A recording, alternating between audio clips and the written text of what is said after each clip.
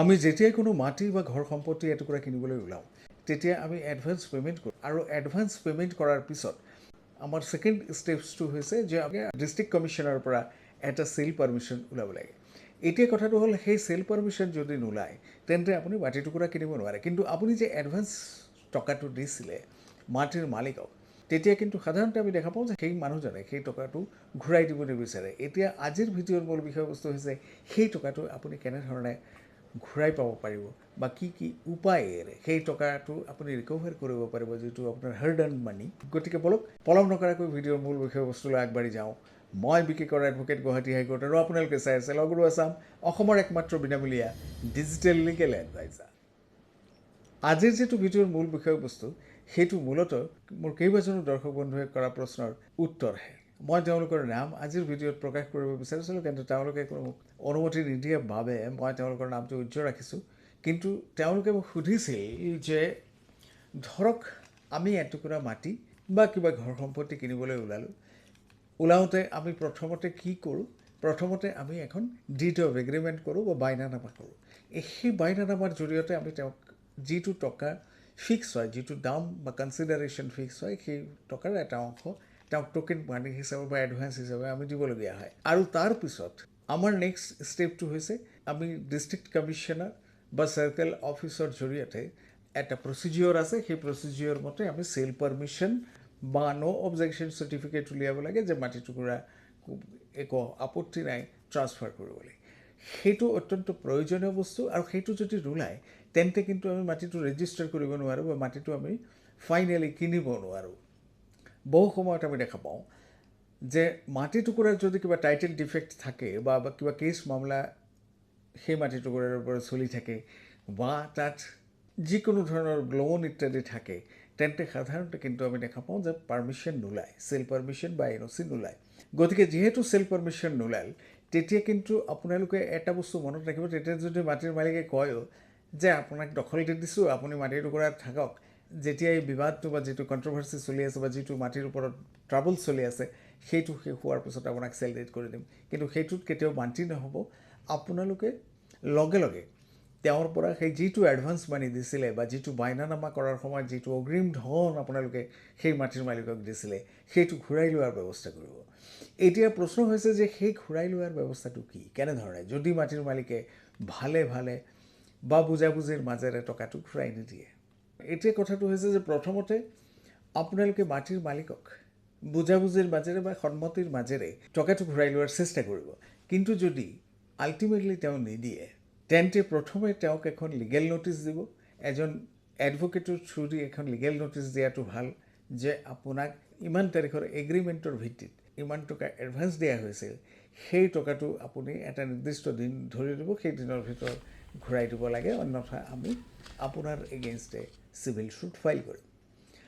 তেতিয়াও যদি নিদিয়ে তেন্তে আপুনি চিভিল কোৰ্টত মানি শ্বুট ফাইল কৰি পেলাই সেই টকাটো উদ্ধাৰ কৰিব পাৰিব। কিন্তু এইখিনিতে এটা কথা কৈ থওঁ যে যদি মানি শ্বুট বা চিভিল শ্বুট ফাইল কৰে তেন্তে কিন্তু এটা প্ৰচিডিঅ'ৰৰ মাজেৰে যাব লাগিব, আৰু সেইটো যথেষ্ট সময় সাপেক্ষ, অৰ্থাৎ যথেষ্ট সময় তাত আপোনালোকে দিব লাগিব, ধৈৰ্যৰো কথা আছে আৰু টকা পইচাৰো খৰচৰ এটা প্ৰশ্ন জড়িত হৈ থাকে। কিন্তু আগতীয়া যদি আপোনালোকে কিছুমান সাৱধানতা অৱলম্বন কৰে, যেনে ধৰক মাটি এটুকুৰাৰ এডভান্স কৰাৰ আগতেই প্ৰথমতে কৰিব লাগে কি আপুনি সেই মাটি টুকুৰাৰ আচলতে যিজন মালিক বুলি পেলাই ক্লেইম কৰিছে তেওঁৰ সেই মাটি টুকুৰাত স্বত্বৰ স্বামিত্ব বা ৰাইট টাইটেল ইণ্টাৰেষ্ট ইনভলভ হৈ আছেনে নাই, বা তেওঁ সেই মাটি টুকুৰাৰ প্ৰকৃত মালিক হয়নে নহয়, সেইটো আপোনালোকে চাৰ্কেল অফিচত গৈ জমাবন্দী ইত্যাদি পৰীক্ষা কৰি চাই লোৱাটো উচিত। তেওঁৰ মালিকী স্বত্বটো সঁচাকৈ পাৰপিচুৱেট কৰিছে নে নাই সেইটো চাই ল'ব, বা তাত কোনোবা জইণ্ট অ'নাৰ আছে নেকি, কিবা 2-3জন পট্টাদাৰ আছে নেকি, সেইবিলাক চব চাই ল'ব। তাৰপিছত ছেকেণ্ড যিটো অতি প্ৰয়োজনীয় কথা, তাত কিবা লিটিগেশ্যন আছে নেকি, সেইটোৰ কাৰণে মই আগতো কৈছোঁ যে চিভিল কোৰ্টত গৈ পেলাই ফৰ্ম 50 এখন পায়, সেইটো ফিল আপ কৰি যদি আপোনালোকে দিয়ে তেন্তে সংশ্লিষ্ট কৰ্তৃপক্ষই এটা ফিজ লোৱাৰ পিছত তেওঁলোকে গোটেই ৰেকৰ্ডখিনি অনলাইনত চেক কৰে। আজিকালি অনলাইনতে চেক কৰিব পাৰে যে তাত কিবা কেছ পেণ্ডিং আছে নেকি, কিবা চিভিল শ্বুট বা কিবা কোনো ধৰণৰ লিটিগেশ্যন পেণ্ডিং আছে নেকি, কাৰণ লিটিগেশ্যন পেণ্ডিং থাকিলেও পাৰ্মিশ্যন চেল পাৰ্মিশ্যন নোলায়, সেইটো চাই ল'ব। তাৰপিছত আৰু এটা বস্তু চোৱা প্ৰয়োজনীয় যে তাত কিবা লোন আছে নেকি, কোনোবা বেংক বা কোনোবা বিত্তীয় প্ৰতিষ্ঠানৰ পৰা সেই মাটিটুকুৰা মৰ্টগেজ কৰি পেলাই কোনোবাই কিবা লোন লৈ থৈছে নেকি, সেই বস্তুটো নিশ্চিত কৰি ল'ব।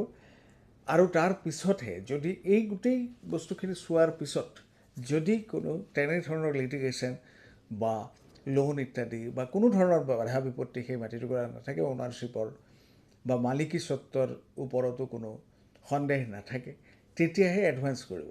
আৰু তেতিয়া চেল পাৰমিশ্যন নোলোৱাৰ কোনো কথা নাই, তেতিয়া চেল পাৰমিশ্যন ওলাবই। আৰু এই যিটো সমস্যাৰ কথা মই ক'লোঁ সেইটোৰ পৰা আপোনালোকে হাত সাৰিব পাৰিব। মাটি এটুকুৰা কিনাটো ডাঙৰ কথা নহয়, কিন্তু মাটিটুকুৰা কিনাৰ আগত এই গোটেই যিটো স্থিতি সেইটোৰ বিষয়ে একেবাৰে নিশ্চিত হৈ লৈ পেলাইহে এডভান্স কৰিব। নহ'লে বহু সময়তে আমি দেখা পাইছোঁ, বিশেষকৈ গুৱাহাটী বা আমাৰ অসমত বহু এনেকুৱা প্ৰতাৰণামূলক মনোভাৱেৰে মানুহে মাটি বিক্ৰী কৰিম বুলি পেলাই কয়, হিউজ টকা এডভান্স লয়। আৰু এটা বস্তু আপোনালোকে মনত ৰাখিব যে যেতিয়া কোনোবা এজন মালিকে মাটি বিক্ৰী কৰিম বুলি পেলাই খুব বেছি লৰালৰি কৰে, কাইলৈ ইমান টকাৰ প্ৰয়োজন আছে, আপুনি দি দিয়ক, আপুনি মাটিৰ দখল লৈ লওক, লাহে লাহে চেল ডিড কৰি থাকিব, চেল পাৰমিশ্যন ওলাব, সেই ধৰণৰ প্ৰলোভনত কেতিয়াও ভুল নাযাব। কাৰণ যেতিয়াই লৰালৰি কৰে কোনোবা এজন মানুহে, তেতিয়াই জানিব যে সেই মাটিৰ টুকুৰাত কিবা নহয় কিবা গণ্ডগোল আছে বা কিবা তাত ডাউট আছে। গতিকে সদায় মাটি কিনাৰ আগত অলপ নেগেটিভ মনোভাৱেৰেই আগবাঢ়িব। মাটি এটুকুৰা কিনা ভাল, পজিটিভ লৈ পেলাই কিনিব লাগে, কিন্তু আজিৰ যুগত মাটিৰ যিসকল মালিক সাধাৰণতে আমি দেখা পাইছোঁ তেওঁলোক অত্যন্ত অসৎ উপায়েৰে ধন ঘটাৰ চেষ্টা কৰে। এটুকুৰা মাটি কেইবাজনো মানুহক বিক্ৰী কৰাৰ প্ৰতিশ্ৰুতি দিয়ে, এডভান্স লয়, আৰু তাৰপিছত তেওঁলোকে সেই এডভান্স মানি ঘূৰাব নিবিচাৰে। গতিকে এডভান্স মানি পে'মেণ্ট কৰাৰ আগতেই এই ধৰণৰ সাৱধানতাখিনি যদি আপোনালোকে অৱলম্বন কৰে, তেন্তে কিন্তু ভৱিষ্যতে এই ধৰণৰ লিটিগেশ্যন বা সমস্যাৰ সন্মুখীন হ'ব নোৱাৰে। কাৰণ এটকাই হওক আৰু 1 কোটি টকাই হওক, আপোনাৰ কষ্ট উপাৰ্জিত ধন, সেই ধন যাতে অপচয় নহয়, আমাৰ সেইটোৱে উদ্দেশ্য আজিৰ এই ভিডিঅ'ত। আশা কৰোঁ ভিডিঅ'টো আপোনালোকৰ উপকাৰত আহিব। আগন্তুক ভিডিঅ'ত আকৌ লগ পাম। ভালে থাকক, কুশলে থাকক। নমস্কাৰ।